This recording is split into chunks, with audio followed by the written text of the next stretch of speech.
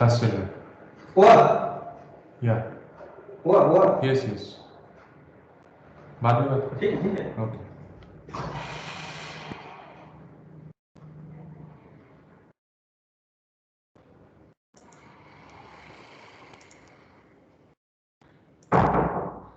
Okay. Do you see the slide? Hello. Yes, sir. Yes, sir. Okay. So have you? Yesterday we have tried to explain the economic interpretation of duality. That we have seen. What are these dual variables? They are basically the shadow prices of the unit worth of the resources. Which means that if you add 1 unit of that resource, right? If you increase the availability by 1 unit, then your profit is going to jump by the value of the dual variable, which is the unit worth of it or the shadow price, right? And then based on this, we have also illustrated with an example that how these unit worth of resources, are actually the dual variables. And then we have also explained the dual objective, the meaning, the economic interpretation of dual objective and the primary objective, and the meaning of the theorems, strong duality and weak duality.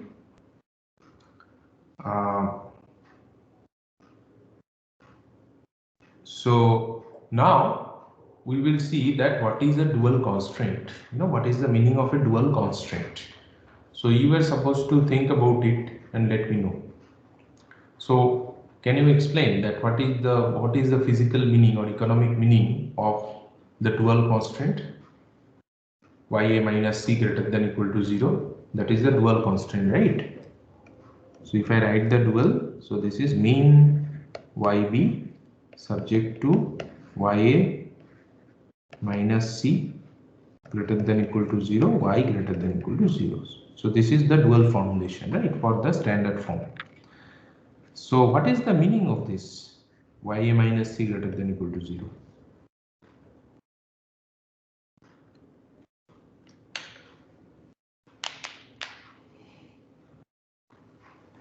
Mathematically we have seen, yeah, tell me. Yeah, so this can be for 1 unit, or like 1 activity, you can say J. So you contribute, like you invest some worth of resources to produce 1 activity of J, and then you subtract the profit to of 1 unit of J. So it's that constant says that total worth to produce 1 unit must be greater than or equal to the profit. Like, I think it should be like that. Yeah, so let us take only one, so this is basically the set of constraints ya minus c. So let us take a particular constraint, which is this one, which is written here, right, for the activity j. So the left hand side is written here, summation I equal to 1 to m aij yi minus cj, and this is greater than equal to, this should be greater than equal to 0 for the dual constraint, right? Now so in the dual constraint, so let us now look at the individual terms and try to understand what they mean. So this summation aij yi. So yi, what is yi? Okay, first of all, let me write down. So there are 3 terms, right? Aij, 3 variables, yi and cj, right? So what is yi? We know that unit worth of resource I. Unit worth of resource I. What is cj? Profit. Profit of J. no j. I. What is j? The activity which we are trying to do. Product or activity, right? That means the, say in this example, the exterior paint or the interior paint, right? So there is some profit value associated with each of these products, making this product, right? So CJ is that profit of product J or activity J, right? So here activity is a product. For some other case, it may be something else, right? And YI is the unit worth of resource I. Resource means the raw material, M1, M2, which you are using to make the products J, right? And what is AIJ? So in the data in the table, if you look at A, capital A or AIJ values, what are they? So it basically tells you that this much raw material is needed in order to produce the interior paint or exterior paint, 1 ton of interior paint or exterior paint, right? So we can say AIJ is the rate of consumption of the resource I for to make the product J, right? So this is rate of consumption of resource I, raw material I, right, to produce product J. Is it clear? So AIJ is the rate of consumption and YI is the worth of the resource. So then what is summation AIJ YI? This term?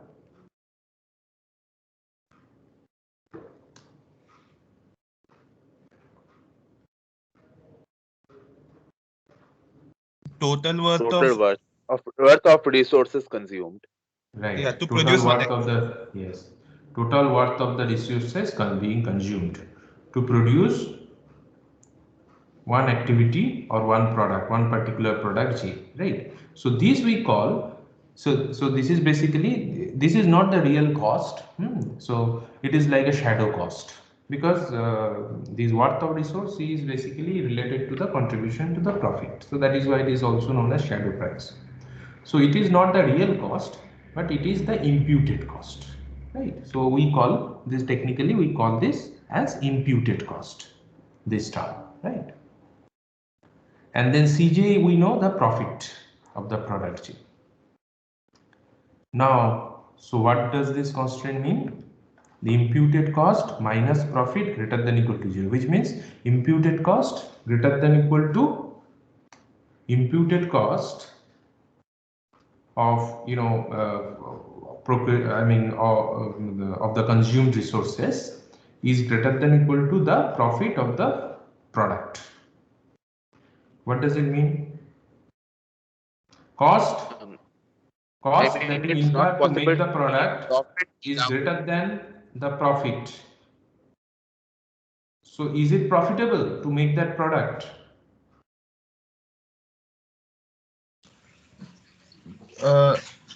no, like already it should be assigned profitably. Yes. No, that is what it is written here, but don't just read it. You have to explain it. Like, so cost, when cost is greater than profit, in common sense we know that it is not profitable to make that product. So you are not going to make that product J, right? What does it mean? That corresponding xj, so xj gives you, in the primal solution, xj gives you the, you know, number of tons being produced, right? So the value of the corresponding, you know, xj has already been assigned profitably. So in other words, if you can correlate it with the simplex table, right? So for a maximization problem, these are the coefficients of the non-basic variables. This is yi minus c, isn't it? Coefficients of the non-basic variables. Now, when it is greater than equal to 0, that means positive, then you say that it is optimal, right? You don't do any simplex anymore. Why?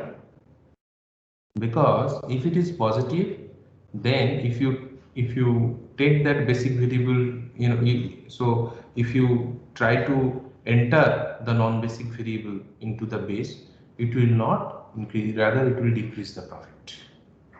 So that is why when the simplex objective row is all 0 or positive, you say that it is optimal. That means whatever values of these xj's are there, for the basic and non-basic variable, they are optimally assigned.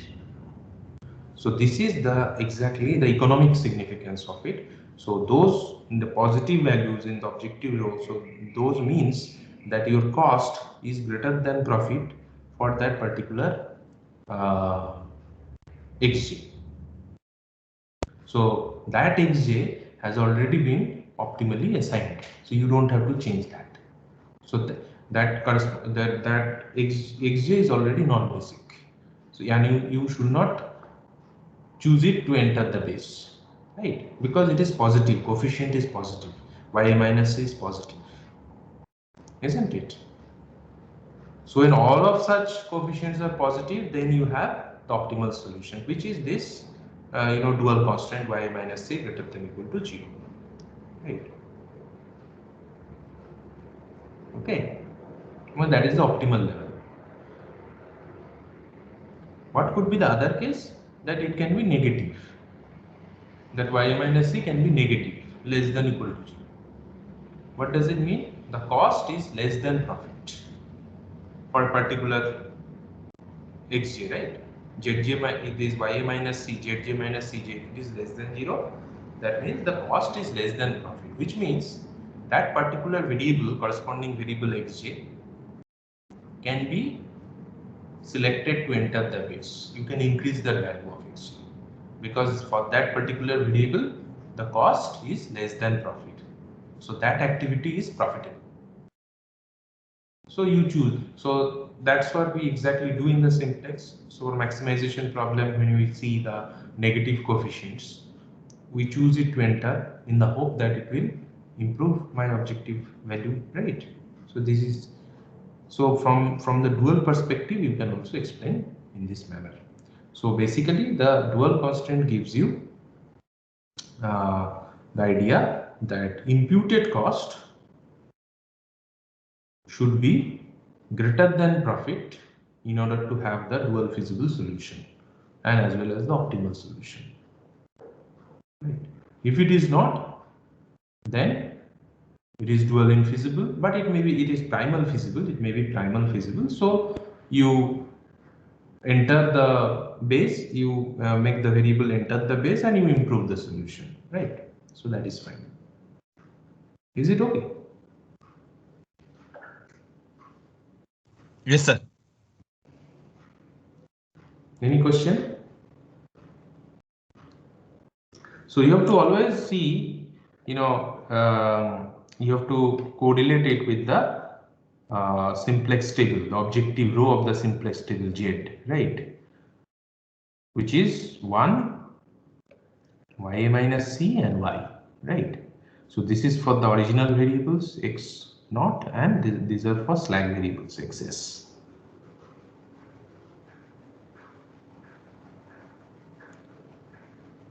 So this ya minus c greater than equal to 0 is the dual constraint. So this means the imputed cost should be greater than equal to profit. So then you say it is dual feasible, okay, as well as it is primal feasible, so it is optimal. If it is not so, then it is not dual feasible, it will violate. So that means it will be primal feasible. So there is a scope of improving, so we will do more simplex iterations on that. Okay.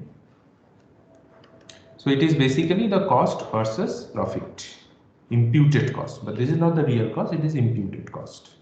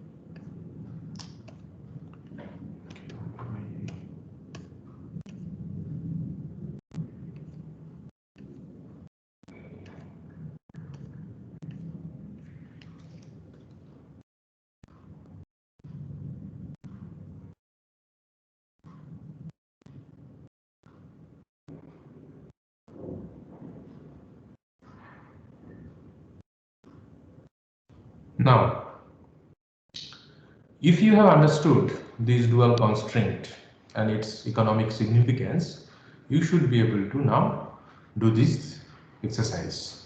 Okay. So this data is given for a toy manufacturing company, Toyco. Toyco is a toy manufacturing company. It produces three types of toys: toy trains, toy trucks, and toy cars. Okay. Now, in order to make these products, you need to do some operations, right? So OP1, OP2. So these are three different operations. So it may be assembly operation, maybe polishing, it may be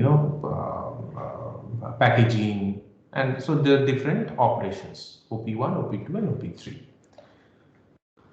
And these units, so these are given in terms of minutes. So these, say 1 minute of operation 1 is required to produce one toy train, right? So similarly, all these data are given, and the daily availabilities for these operations are also given in terms of minutes. The profits are associated with each toy train, truck, and car: $3, $2, and $5, right?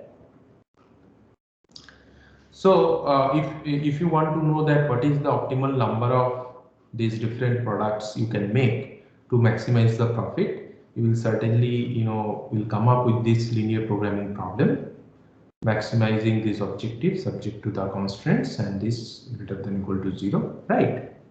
And you can solve it by simplex. This is a standard form, so this is very easy to solve also, right? Because we want to understand, we want to answer one question, right, later on, based on the dual constraint. So we also formulate its dual here, so which is this minimized W and this constraints, right? And if when you solve the dual also by simplex, you will get this solution, right? Optimal solution of x1, x2, x3, and z, y1, y2, y3, and w, right? Now from this solution, you present this solution to the manager of that company, that you should make. So what is the meaning of this primal solution? What it is saying? X1 is 0. What does it mean x1 is 0? That you should not produce any toy train, right? Given this data, it is not profitable. I mean, from the optimality point of view, it is not profitable to make toy trains. Rather, you should make only 100 units of toy trucks and 230 units of toy cars, and you get Z is $1350 total, right? Okay. Similarly, for the dual solution, so what is the meaning of this dual solution? Can you tell me? Now you should be able to tell me what is the meaning of this y1 equal to 1, y2 equal to 2, y3 equal to 0. What does it mean?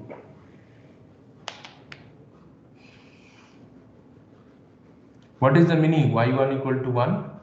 What does it tell you?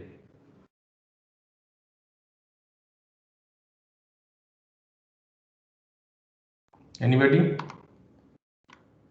Can you explain what is y1 equal to 1, y2 equal to 2, and y3 equal to 0? What is the economic meaning of this? Producing one extra unit of train will increase the profit by 1 rupee, 1 unit. Increasing what? Increasing the number of trains by 1 No. will increase the profit by $1. No. What is y1?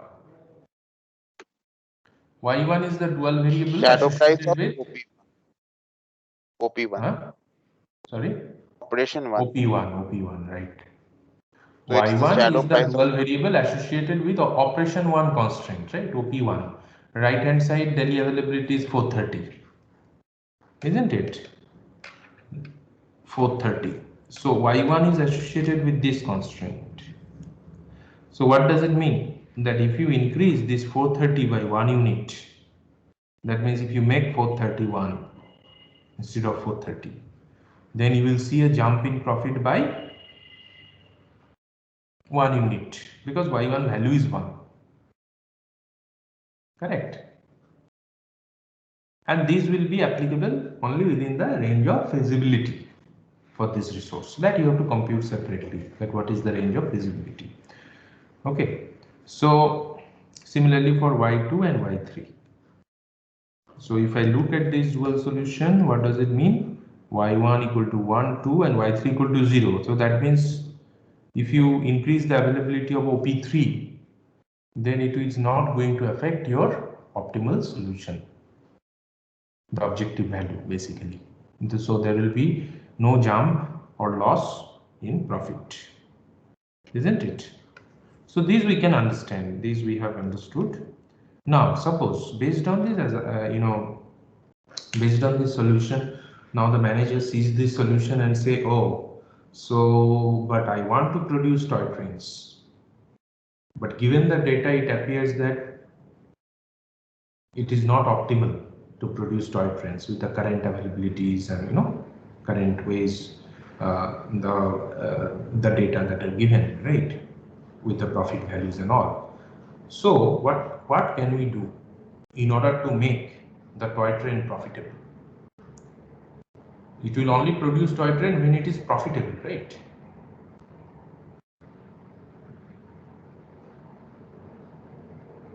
So what do you recommend?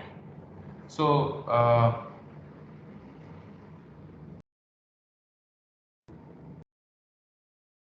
in order to make the toy train profitable, what should be done? What can be recommended to the manager? Can you tell me?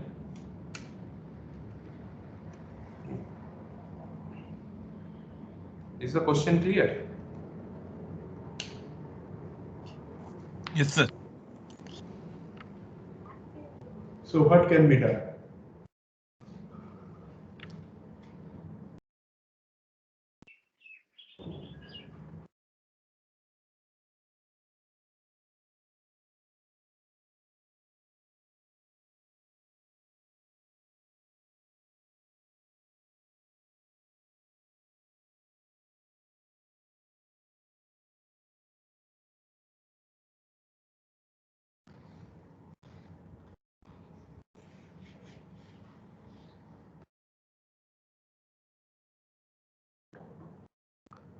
Achha, tell me.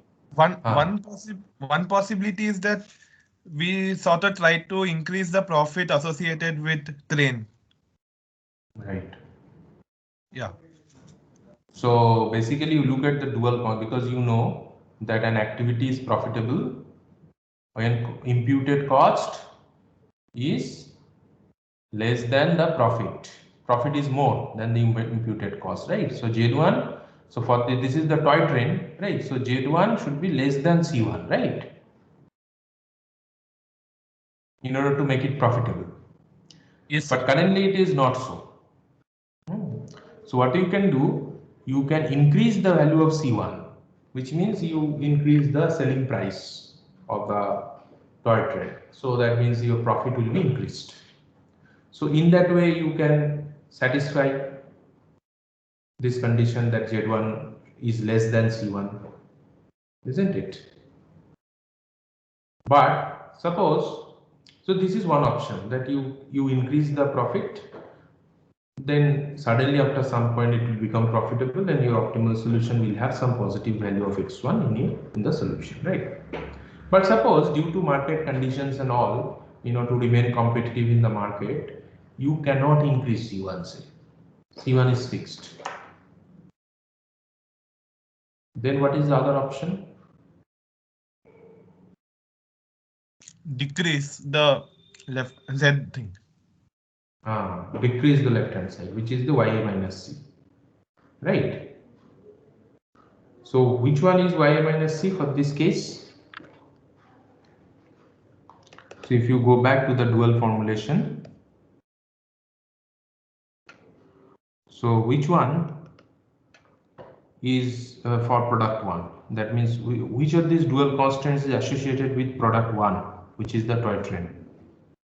First so this one. is associated with x1, this is associated with x2, this is associated with x3. So first one is associated, right? So this is my YA and this right hand side is C, which is 3. 3 is the profit, you see, this is 3 is the profit of the train. But suppose, I cannot increase this 3 because of market competition. So what we can do? So for the current values of YE, this constraint is satisfied, right? So that's why this x1 is already assigned optimally, which is 0. Okay, now, but suppose I want to make it to some positive quantity. Then what I can do? I can decrease this part, right? How to decrease this part?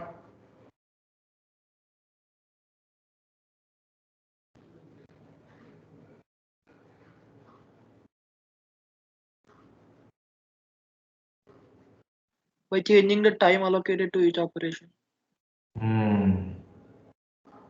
Time allocated to each operation. So that means you find out a new way of manufacturing the toy train, right? Maybe you have bought some, you purchase some sophisticated machine, you put some more labor, right? Appoint more people on these operations.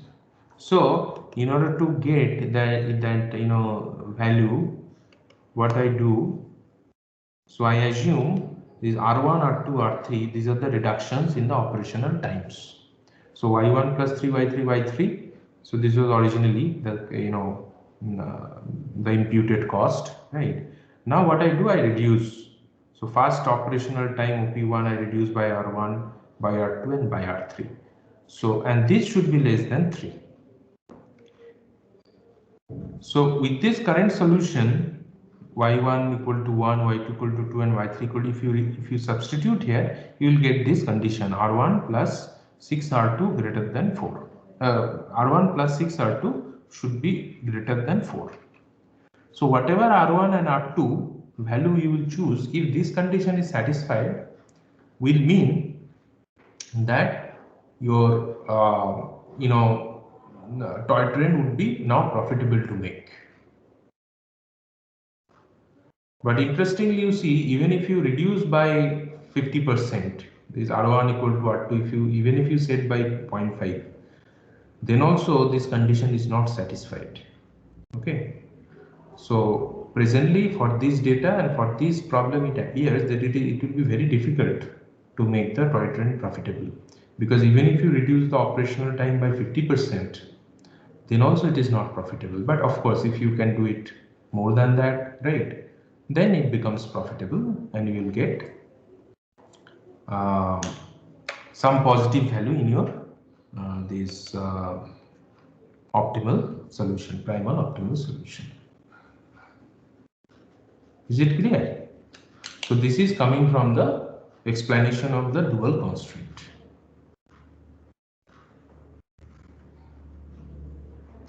Is the explanation clear or not?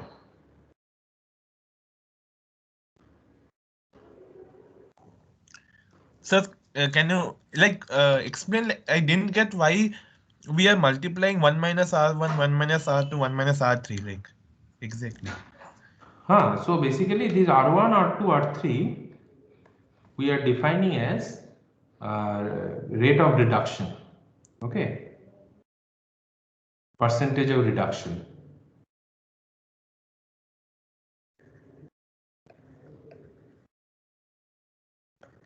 In operational times, right, for OP1, OP2 and OP3. Currently, what are the operational times? 1 minute, 3 minute and 1 minute. You reduce it by R1, so it will become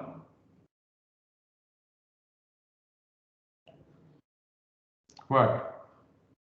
1 minus R1 times 1, right,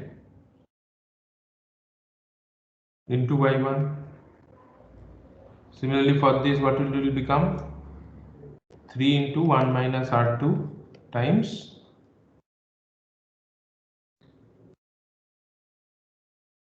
this is Y2, I think. This is Y2. Y2, and for the last one it will be 1 minus R3 by 3. So basically I am trying to establish a relationship between R1, R2 and R3 so that we can choose a value appropriately to satisfy a condition for which we revise, based on which we revise the operational times so that we are able to make toy trains profitable.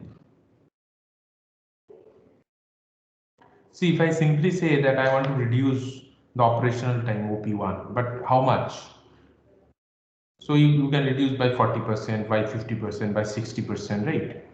So instead of saying that I am giving you a relationship R1 plus 6 R2 greater than 4, you take any combination that satisfies this relationship, you will have, you can make toy trains profitably. So instead of giving you fixed value of R1 and R2, I am giving you a range basically, a condition. And if you can choose values of R1 and R2 such that this condition is satisfied, you are profitable to make the toy train. Is it clear? Yes, sir.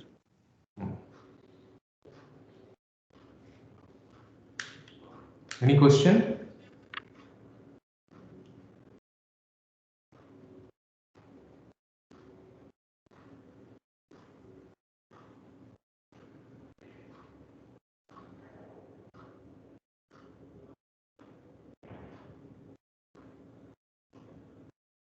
So can you give me a value of R1 and R2 so that this toy train is profitable to make? What can be one combination, such combination?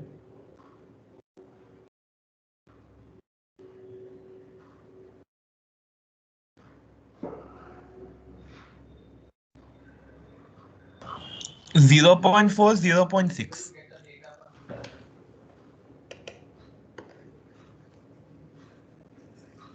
0.5 and 0.6. 0.5 and 0.6 value of R1 and R2. Yes, sir.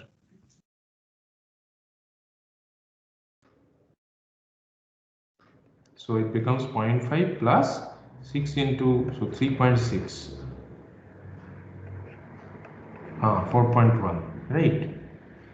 So which is greater than 4. Fine. So if you can reduce the operational time, so what will be the new operational times? For OP1, so what will be the new revised value of this Z1?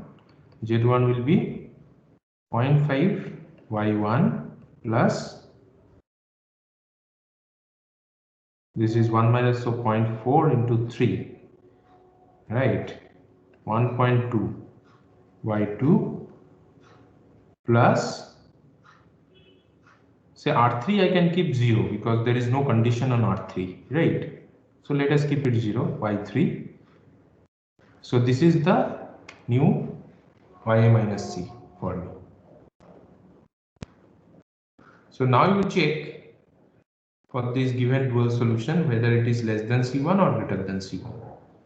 You will see it is less than C1, which means that the corresponding activity, which is X1, is profitable now. So this optimal solution is not optimal anymore. You can enter X1 to the base, right? So what will be the new optimal solution for this? Can you check?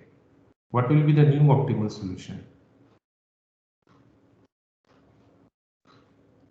If I revise these values.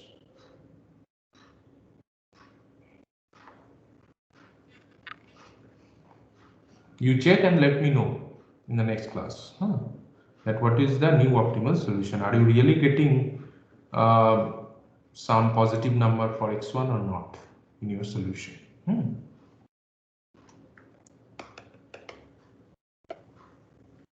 Okay.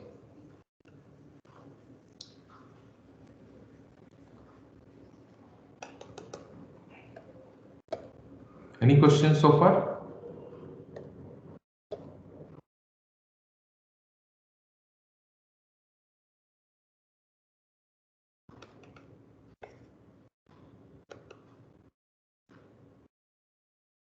Any question?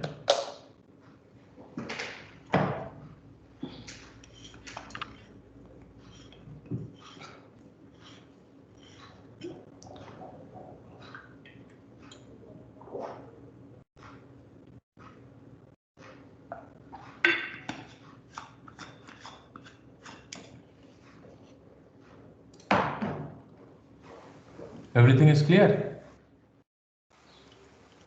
Yes, sir. Okay. So let me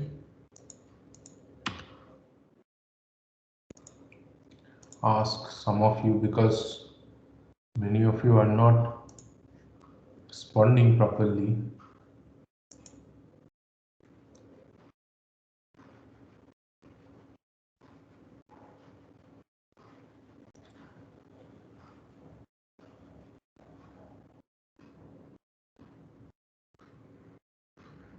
Devendra Patidar.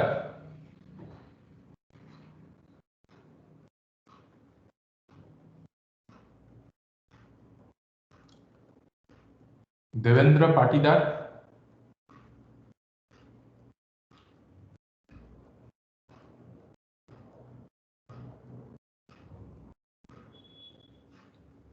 Faraz Rahman Malik.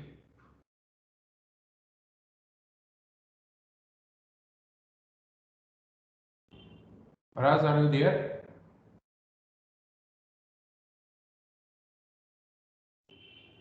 Hello. Am I audible?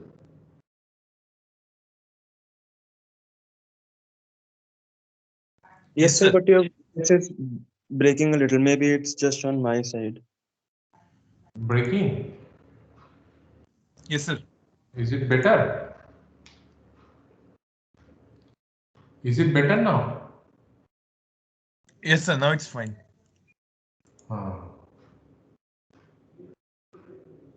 Deepak Kumar.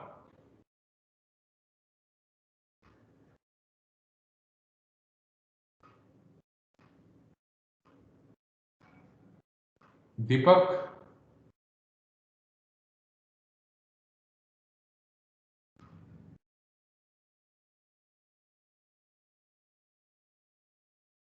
Nobody is responding. What is happening? Showman Datta.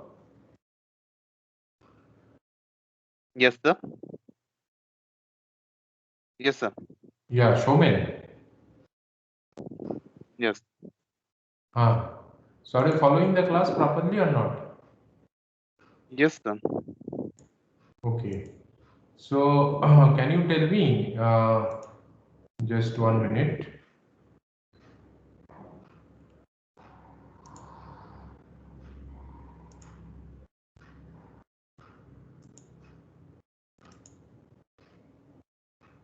So have you understood this example clearly?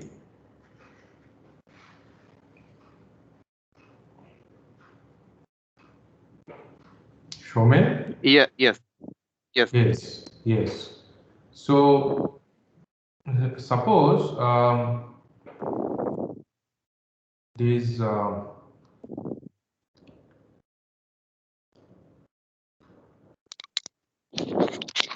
this y3 is 0, right?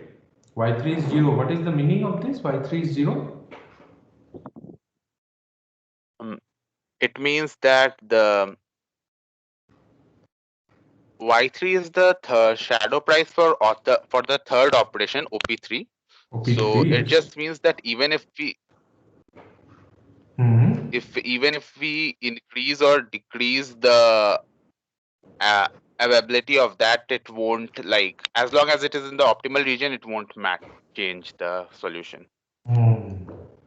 So can you tell me whether in the optimal solution, is there any unused resource for this operation 3, and how much unused resource?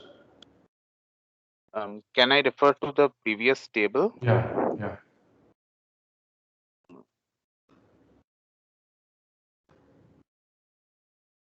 So you are basically saying, because y3 is 0, so even if I add units, daily availabilities to operation 3, it won't matter, right, for the objective value. But now I want to know whether there is already a surplus of this resource. That means some resources are lying unused or not. How to know that? How to decide? If we refer to the original problem, we can see that we can check by putting values of x1 and x2. x1 plus 4 x2, that it will be less than 420. It should be less than Ah. 420. So this is the solution given, optimal solution. So you Yes, check so- and tell me. It will be it's 20. 20. 20 So that units means is left unused. 20 units are left unused. So the slack variable corresponding to the third constraint. Okay, can you tell me in the optimal final table of simplex, is it basic or non-basic?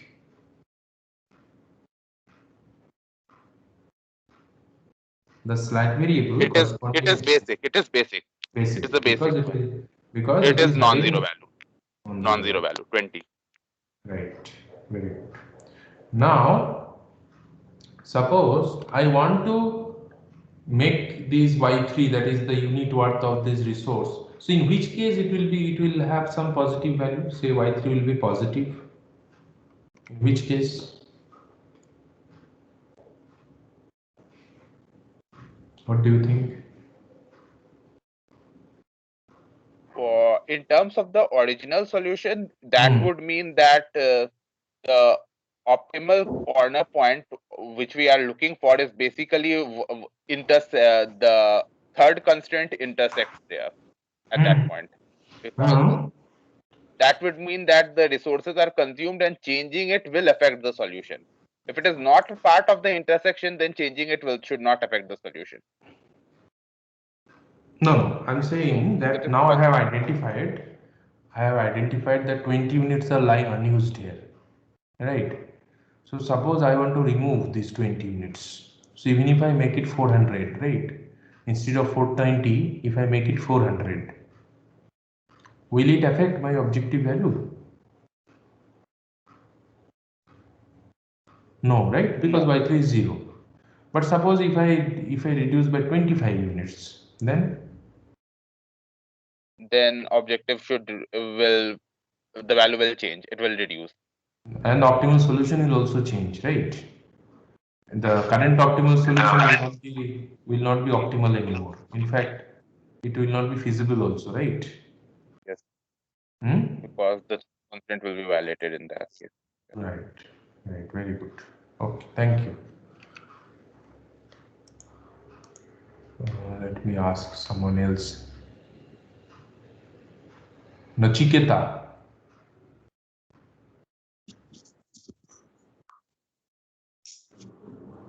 Nachiketa, can you hear me?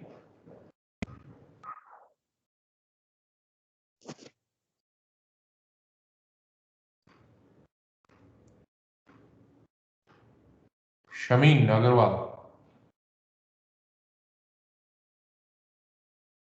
Shamin? Yes, sir. Yes. Are you following the class or not? Yes, sir. Okay. Will you be able to answer some question? Conceptual question? Not sure.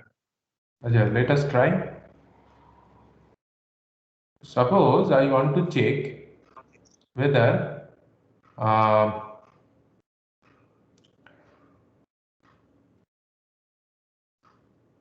these here this is the optimal solution given, right, for this problem. This one and this dual solution is given, right? Now for this solution, all the dual constants are being satisfied, right, for this solution. So if all the dual constants are satisfied, then why we are producing these x2 is 100 and x3 is 230? Because they are not profitable, no? As per our economic interpretation, if YA so this is the current YA minus C values, YA minus C, right? YA, and this is the right hand side C. So all of them are being satisfied by the current dual solution, right? Then why we are making products x2 and x3? They are not profitable, right?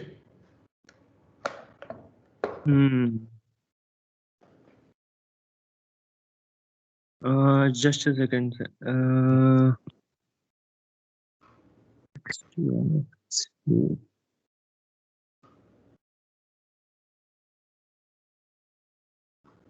Hmm.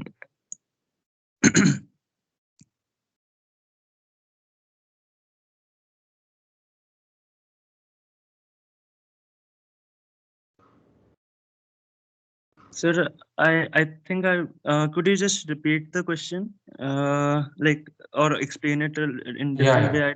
I explain. yeah. So for this problem, these are the dual constraints, right? Huh? Yes. The left hand side is YA and the right hand side is CJ. And as Hmm. per the interpretation of this economic interpretation of the dual constant, we know if YA is greater than equal to C, that means cost is greater than equal to profit, then that particular activity J is not profitable to make, right? Yes.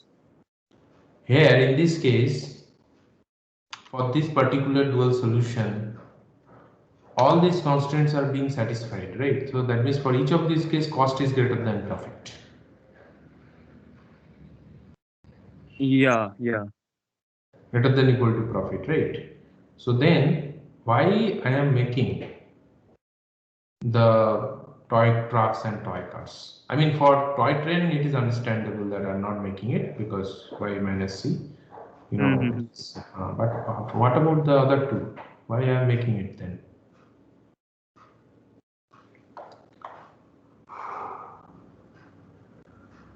Hmm. Hmm. Hmm. 1, 1, 2, and 0. Y1, Y2, and Y3.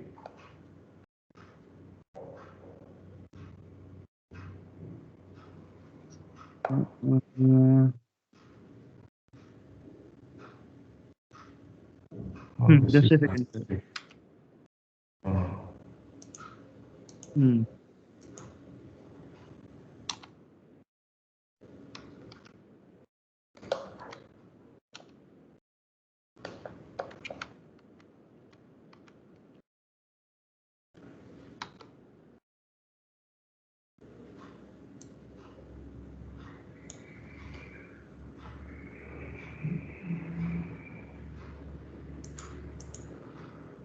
This is Y3, huh?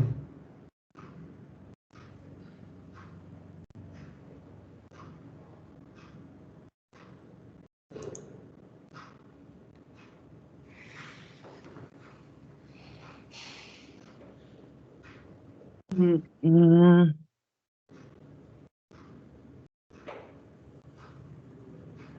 So yeah, you were talking about X2 and X3, right? Like they can be used um in all the operations, like greater. No, no, you try to understand my question.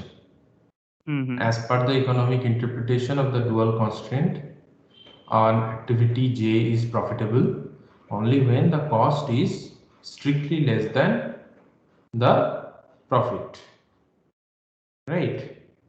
Yes, Here, yes. in this case, we are seeing that for all the, for the first constraint, we are seeing that cost is greater than profit, right?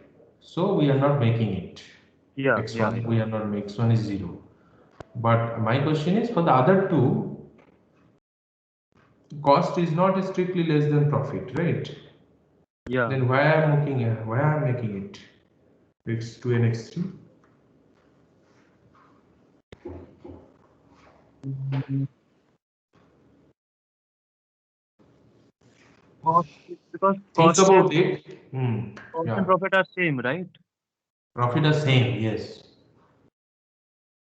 Um, Sir, I think I don't know, or I'm getting So when it confused. is same, so what will be the y minus c value? Will be 0, right? Yeah. So y minus c is nothing but the coefficient of some variable in the objective row, right? So for Mm-hmm. which variables the coefficient is 0? In the objective row for the basic variables, right? Yeah, basically, yes. So that means x2 and x3 are basic in the final Yes. table, right? So that means they will have some positive value, isn't it? Which is happening here. Okay, yes, yes. So that means when cost is equal to profit, imputed cost is equal to profit, then you can still make. I mean, Hmm. you can say that it has been optimally assigned. So rather than saying that it is not profitable, so I have never said it is not profitable. You see the language is used here. What is the language is used? The activity J is already been assigned profitably. This is the language. So you have to notice the subtle difference in language. Okay. So if this condition is true, then it has been already been assigned profitably. Yes, okay. So there is no need to change like from non-basic to base or basic to non-basic. This kind of thing should not be done on that. Okay. Hmm. So that is why. Okay.